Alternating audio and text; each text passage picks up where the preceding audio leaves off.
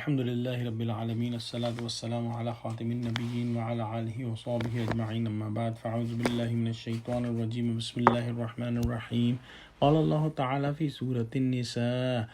أفلا يتدبرون القرآن ولو كان من عند غير الله لوجدوا فيه اختلافا كثيرا. Translation: Do they not think and meditate on the Quran? If it has been issued from someone other than Allah, they would have surely found much contradictions in it. Hypocrites or other enemies of Islam may say that how can we confirm that this book is not written by a man and this book is from Allah subhanahu wa ta'ala. And Allah subhanahu wa ta'ala answers this question that if they ponder on this book, they will find no contradictions in it. And they will find no place where they can prove that this is a book not from Allah subhanahu wa ta'ala. For example, when a person is angry, his speech shows anger and does not show mercy, and so forth. But in Quran, when we study it, when we ponder on it, Allah subhanahu wa ta'ala has mentioned opposite things together, and there is simultaneous contrast in many ayahs of Quran, one after another, but we do not see that there is any imbalance in the ayahs. Another important point is that when this book was revealed more than 1400 years ago, at that time the ayahs of Quran were very pertinent to the environment and to the condition of the people at that time. But even today, all the ayahs of Quran are applicable to today's time. When Quran was revealed, there were some scientific facts that were not known at that time, but with the improvement in the understanding of science, those facts revealed in Quran at that time were proven right.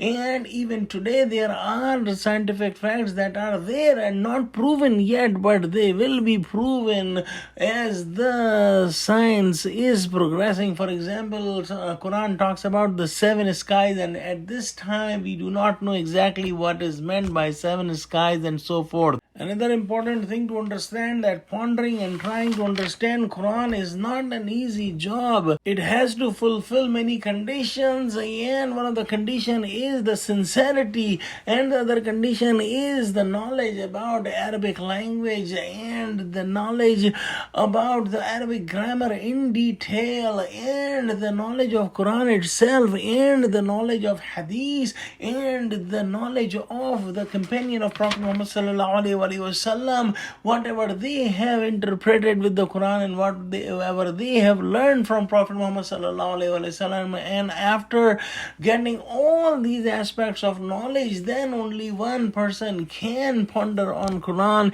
and try to find the meaning. But this should not be done without the proper homework as mentioned. There are two hadiths which are very important to know, that Prophet Muhammad sallallahu alaihi wasallam said that whoever said anything about Quran as his own thinking, he should make hell his place of stay. In another hadith, Prophet Muhammad sallallahu alaihi wasallam said that whoever said anything about Quran by his own opinion, and he said the correct thing, even then he did wrong. So this is extremely sensitive topic that one must understand before deriving the meaning of any ayahs with his own understanding.